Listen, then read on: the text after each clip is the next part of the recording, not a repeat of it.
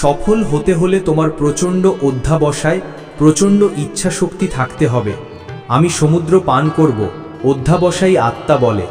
আমার ইচ্ছা পাহাড় ভেঙে পড়বে।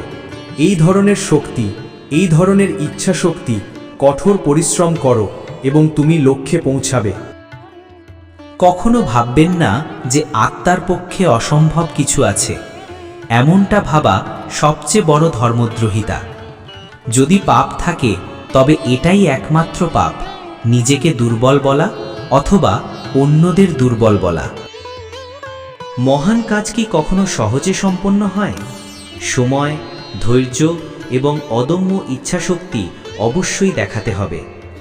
আমি তোমাকে এমন অনেক কথা বলতে পারতাম যা তোমার হৃদয়কে নাড়িয়ে দিত, কিন্তু আমি বলবো না। আমি লৌহ ইচ্ছাশক্তি এবং এমন হৃদয় চাই যারা কাঁপতে জানে না। অপেক্ষা করো। পিছনে ফিরে তাকানোর দরকার নেই, সামনে এগিয়ে যান। আমরা চাই অসীম শক্তি, অসীম উদ্যম, অসীম সাহস এবং অসীম ধৈর্য, তবেই মহান কিছু অর্জন সম্ভব হবে। প্রথমেই বড় পরিকল্পনা ঠিক করে ফেলো না, বরং ধীরে ধীরে শুরু করো।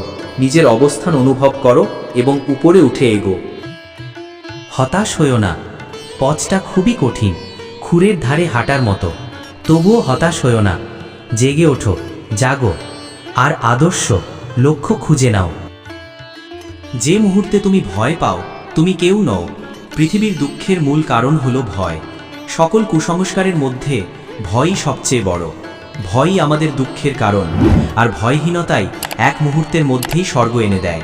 অতএব ওঠো, জাগো এবং লক্ষ্যে পৌঁছানো পর্যন্ত থেমো না। সম্পূর্ণরূপে আত্মসমর্পণ করো, সম্পূর্ণরূপে উদ্বিগ্ন না হও, তবেই তুমি যে কোনো সত্যিকারের কাজ করতে পারবে। কোনো চোখই আসল শক্তি দেখতে পারে না, আমরা কেবল ফলাফল দেখতে পাই। নিজেকে বিসর্জন দাও, ভুলে যাও, কেবল ঈশ্বরকে কাজ করতে দাও, এটা তার ব্যাপার। প্রতিটি কাজকে এই ধাপগুলো অতিক্রম করতে হয়: উপহাস, বিরোধিতা এবং তারপর গ্রহণযোগ্যতা। যারা তাদের সময়ের চেয়ে এগিয়ে চিন্তা করে তারা অবশ্যই ভুল বোঝাবুঝির শিকার হয়। সাহসের সাথে এগিয়ে যাও। একদিন বা এক বছরে সাফল্য আশা করো না। সর্বদা সর্বোচ্চকে ধরে রাখো, অবিচল থাকো। ঈর্ষা এবং স্বার্থপরতা এড়িয়ে চলো। সত্য, মানবতা এবং তোমার দেশের প্রতি বাধ্য এবং চিরকাল বিশ্বস্ত থাকো, তাহলে তুমি বিশ্বকে নাড়া দেবে। মনে রেখো, ব্যক্তি জীবনই হলো ক্ষমতার রহস্য, অন্য কিছু নয়। মানুষকে যা খুশি তাই বলতে দাও, নিজের বিশ্বাসে অটল থাকো আর নিশ্চিত থাকো পৃথিবী তোমার পায়ের কাছে থাকবে। তারা বলে এই লোকের উপর বিশ্বাস রাখো অথবা ওই লোকের উপর, কিন্তু আমি বলি আগে নিজের উপর বিশ্বাস রাখো, এটাই উপায়। নিজের উপর বিশ্বাস রাখো, সমস্ত শক্তি তোমার মধ্যে। সচেতন থাকো এবং তা বের করে আনো। বলো আমি সব কিছু করতে পারি।